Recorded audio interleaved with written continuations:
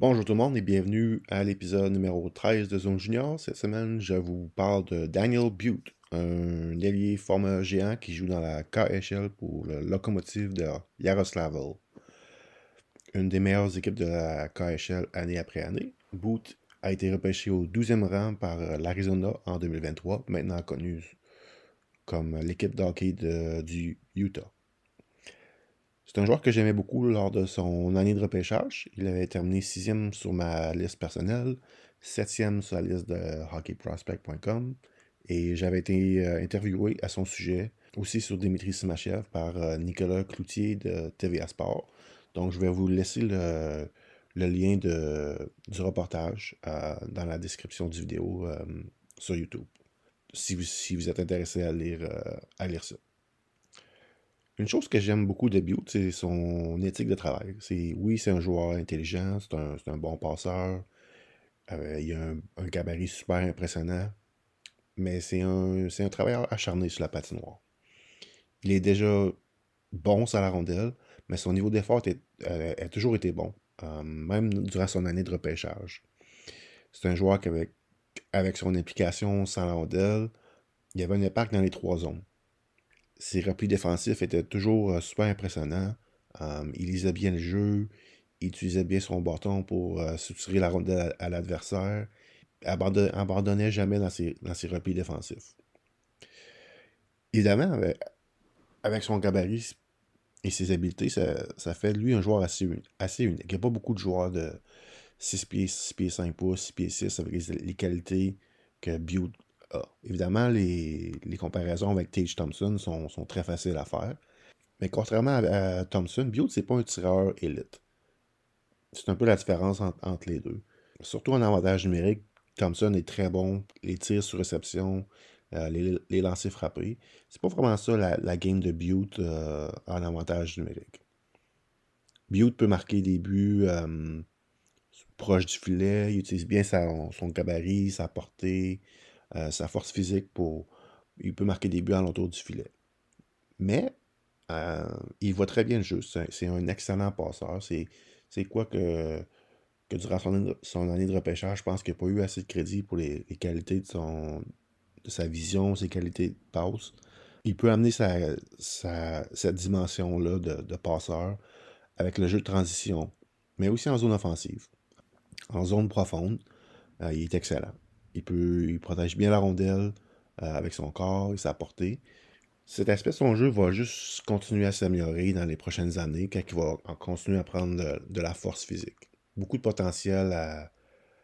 Présentement, il est peut-être 6 pieds 5, 6 pieds 6, 215 livres, mais à son meilleur dans la Ligue nationale, c'est un gars qui va jouer peut-être à 230, 235 livres. Donc, il y a encore beaucoup de masse musculaire à prendre et c'est pas surprenant. On savait son année de repêchage que ça serait un- un- une espèce de projet à long terme, mais c'est un projet qui pourrait vraiment rapporter gros à l'équipe qu'il repêchait.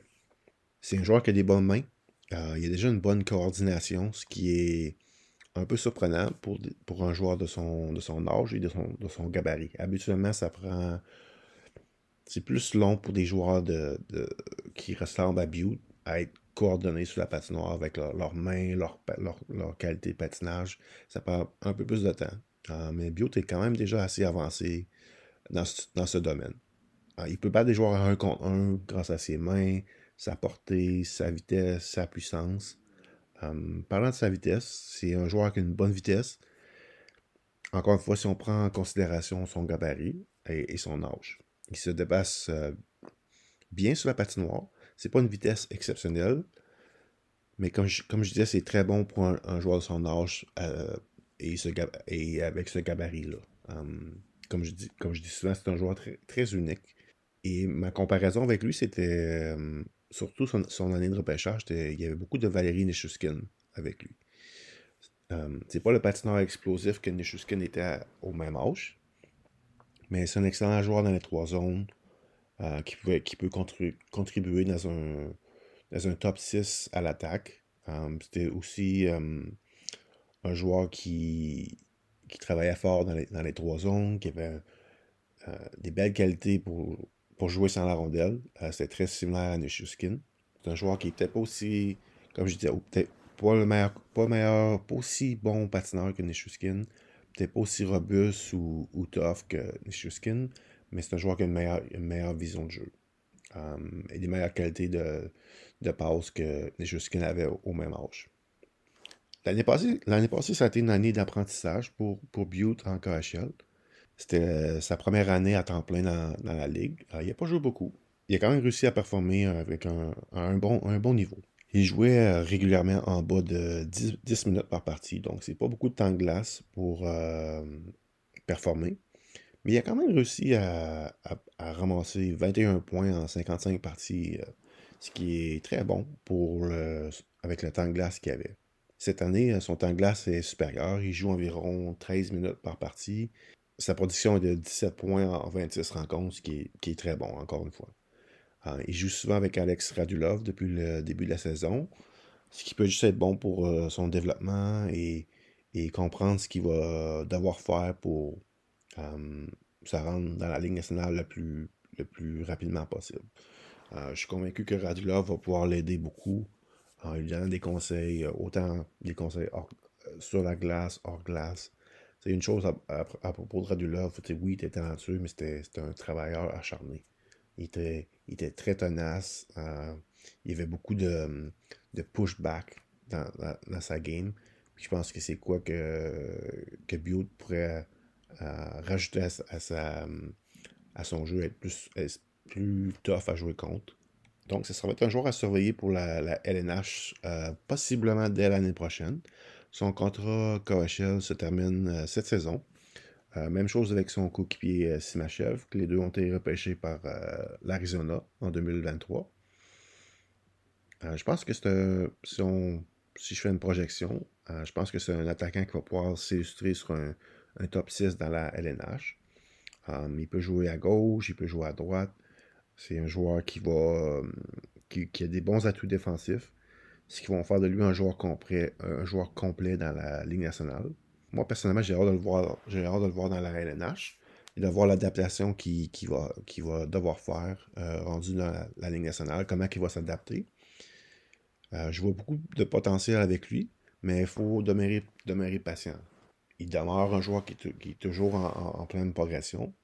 Peut-être qu'il n'est pas tout à fait prêt pour la Ligue nationale. On verra l'année prochaine.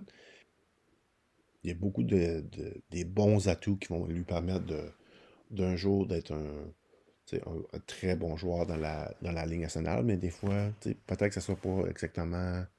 Peut-être qu'il ne sera pas nécessairement prêt pour performer dans un top 6 l'année prochaine, mais éventuellement, c'est là que je le vois, moi, trouver sa place dans la Ligue nationale, un joueur très bon dans les deux sens de patinoire qui peut jouer sur ton top 6. Et aussi, rendu en série éliminatoire, c'est un gars qui devrait très bien faire en série avec son gabarit. Des longues séries, ouais, ça va être long pour mettons, les défenseurs adverses l'affronter. Dans des longues séries, ça va être compliqué pour eux autres. Bref, j'espère que vous avez apprécié cette vidéo sur Daniel Butte. Donc, merci beaucoup à tout le monde d'avoir écouté. Si vous avez apprécié l'épisode, une affaire facile que vous pouvez faire pour encourager la chaîne, c'est juste vous abonner et donner un petit pouce sur la vidéo. Ça va juste aider à faire mieux connaître la vidéo et la chaîne. Donc, merci tout le monde, puis on se reparle la semaine prochaine avec une autre vidéo d'un espoir.